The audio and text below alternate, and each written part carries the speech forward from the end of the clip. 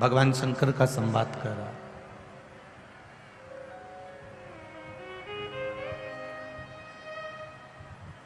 दुनिया का कोई व्यक्ति, दुनिया का कोई मानव सर्वगुण संपन्न नहीं हो पाता। उसके पुण्य भी हैं तो उसके पाप भी हैं। पर शिव महापुराण की कथा कहती है जैसे अनायास किया गया पाप हमारे माथे पर रहता है, हमारे मस्तक पर रहता है, पर जब आप शिव महापुराण की कथा में जाते हो, जब आप शिवालय जाते हो, जब आप देवालय जाते हो, किसी संत, किसी सदगुरु भगवान के चरणों में जब आप जाते हो, या किसी सत्संग में आप पहुंचते हो, शिव महापुराण में आप पहुंचते हो, जैसे मंदिर में प्रवेश करते ही, सत्संग में प्रवेश करते ही, सत्संग में पहुंचते ही, संत के द्वार पहुंचते ही, शिव महापुराण में पहुंचते ही हम अपनी चप्पल पादुका बाहर छोड़ देते हैं, उसी तरह जब कोई संसार का मनुष्य भगवान की कथा में जब पहुंचता है तो उसका पाप अपने आप ही बाहर छूट जाता है, वो भीतर निर्मल पहुंचता है, निर्मल। एक बात आप लोगों से कहना चाहेंगे, 3 घंटे की कथा में आधा घंटा आशीष जी ले लेते हैं, 2.5 घंटा बचता है। जो लोग बीच बीच में खड़े हो जाते हैं या किसी को कष्ट देते हैं, उनसे निवेदन है आप लोग बैठकर दूसरे को तकलीफ ना दें, आप लोग आराम से बैठकर कथा का रसतत्व ग्रहण करें। जहां जगह मिल जाए वहां बैठ जाओ। 2.5 घंटे की कथा में इधर उधर, ये बहुत दूर दूर से आए हैं, बड़ी आस लेकर आए हैं कि बाबा झोली भरेगा, खाली नहीं भेजेगा, तो इनकी आस पूर्ण हो, यह विश्वास लेकर। भक्ति कोई भी मानव है, कोई भी मनुष्य है, कोई मानव की शरीर में है, कोई मानव की देह है, उसने पुण्य भी उतना करा है और पाप भी उतना करा।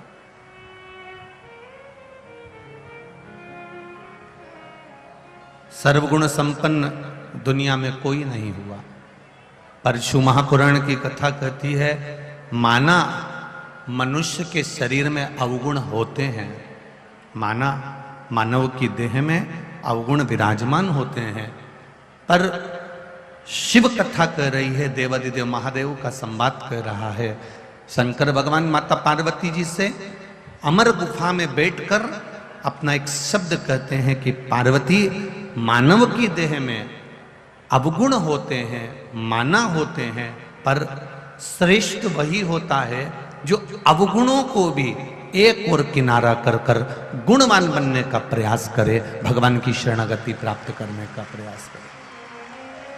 होंगे हो मैंने तेरे ही भरोसे बाबा, तेरे ही भरोसे हवा बिच उड़ती जावांगी, बाबा डोर तो छठी नावे कटी जावांगी, भोले मैं तेरी पतंग, शंभू मैं तेरी पतंग। हम जब उसकी शरणागति की ओर जाएं, हम जब उसके भजन की ओर जाएं, हम जब उसके कीर्तन की ओर जाएं, तो ये विचार कर कर जाना कि हम अवगुणों की खान है, पर मेरा मालिक, मेरा प्रभु, मेरा राम, मेरा कृष्ण, मेरा शिव मुझे अपनाएगा और एक साधारण से लोहे के टुकड़े को भी वो एक कोहिनूर हीरा बना सकता है, ये निश्चित है। पहले कथा में कहा, आज फिर कहते हैं, नाली में, गटर में, गड्ढे में, कीचड़ में अगर कोई बच्चा गिर जाता है तो लोग उसको निकाल जरूर देंगे, पर उसको अपने गले से नहीं लगाएंगे।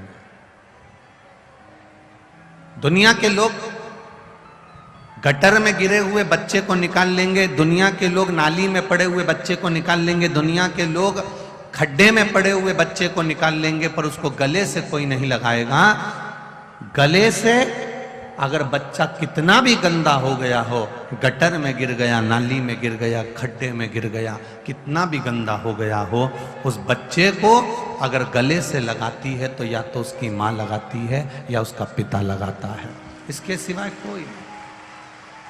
उसी तरह जैसे गटर में गिरे हुए बच्चे को माँ और पिता अपने गले से लगाते हैं, उसी तरह कहीं काम में, कहीं लोभ में, कहीं आसक्ति में, कहीं वासना में, कहीं तृष्णा में, कहीं मोह में, कहीं लोभ में, कहीं काम में, कहीं गलत विचारों में डूबे हुए मनुष्य जब भगवान के पास में जाता है, भोलेनाथ के मंदिर में एक लोटा जल चढ़ाने जाता है, जब कहीं शिव महापुराण की कथा में पहुंच पाता है, जब कहीं परमात्मा की भक्ति में पहुंच पाता है, तो ये तो लोभ में, ये आसक्ति में, तृष्णा में, ये वासना में, ये आसक्तियों में इतना कीचड़ में फंसा हुआ होता है, इसके बाद भी मेरा देवाधिदेव महादेव उसको अपने गले से लगा ही लेता है। माता और पिता अपने बच्चे को, भले वो नाली में पड़ा हो, गटर में पड़ा हो, अपने बच्चे को गले से लगाते हैं, उसी तरह परमात्मा भी लगाता है। महाराज गोस्वामी तुलसीदास जी जब जन्म लिए तो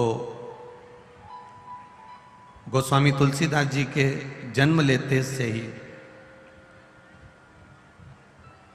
उनके पिताजी बड़े विद्वान, बड़े ज्योतिषाचार्य, और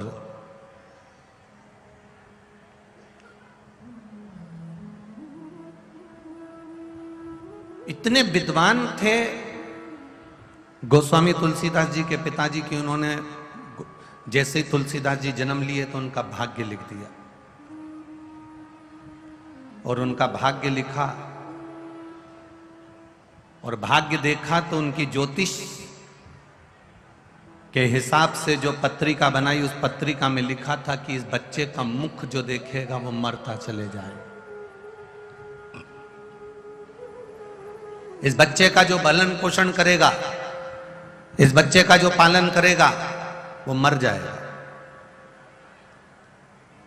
अब गोस्वामी तुलसीदास जी जिनके पिता इतने बड़े ज्योतिषाचार्य, इतने बड़े विद्वान, उन्होंने तुरंत बेटे के जन्म पर पत्रिका बनाई, और जब देखा कि इस बच्चे को जो पालेगा वो मरेगा,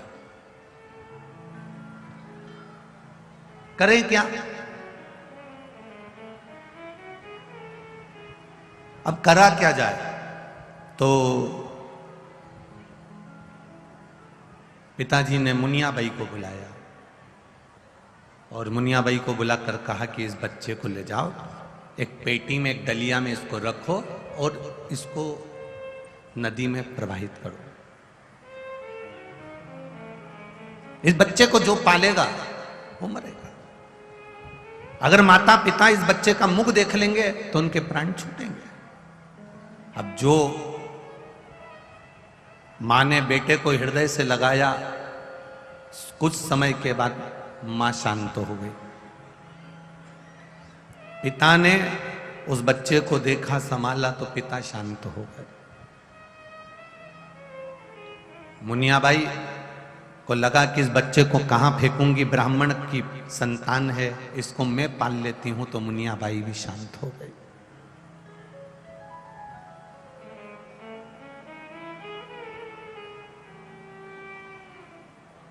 कौन संभाले? कौन?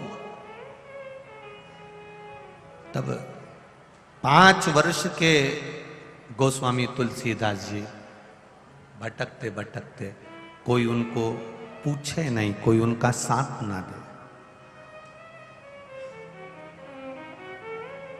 आपको पहले भी कथा में कहा, ललाट पर लिखने वाला देव होता है और ललाट पर लिखे हुए को बदलने वाला महादेव होता है।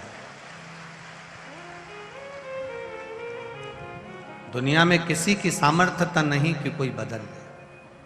अब तुलसी बाबा के जीवन में गोस्वामी तुलसीदास जी जब 5 वर्ष के हो गए, लोगों ने उनको पालना बंद कर दिया, उनको कोई पूछे नहीं, इसको जो रखेगा वो मरेगा, कोई नहीं साथ था। एक किसी ने उनका हाथ पकड़कर गुरु नरसिंह दास जी के पास में ले जाकर छोड़ दिया। शास्त्र कहता है ये गुरु नरसिंह दास जी कोई दूसरे नहीं थे। संत सदगुरु ये साधारण नहीं होते। अगर ये संसार में जीते हैं तो परमार्थ के लिए जीते हैं, तो ये शिव का ही एक स्वरूप होते हैं, ये कोई दूसरा नहीं।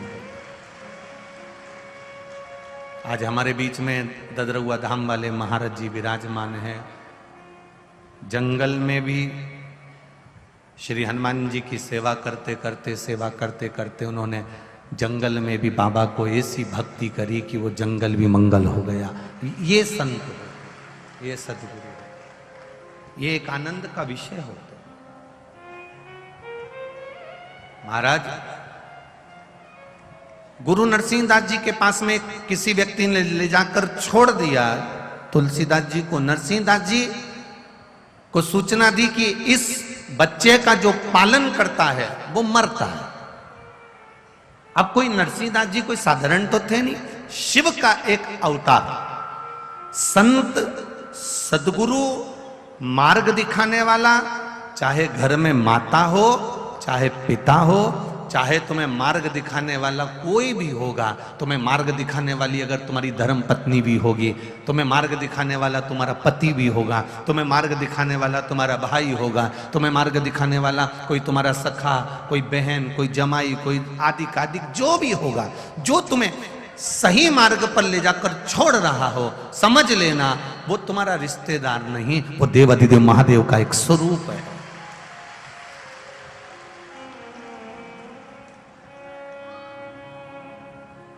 केवल मेरे देवाधिदेव महादेव ने विष नहीं पिया, विष पीने वाले एक और है, वो है आपके घर में रहने वाले आपके माता पिता। वो भी दिन रात विष पीते हैं। जैसे महादेव विष पीते हैं, वो भी रोज विष पीते हैं। किसी ने कुछ कह दिया, उन्होंने सुन लिया, किसी ने कुछ बोल दिया, उन्होंने सुन लिया। ये एक जहर पीना एक साधारण सी बात है, पर दुनिया के ताने सुनकर उसको निगल जाना ये एक बड़ी विशेष बात है।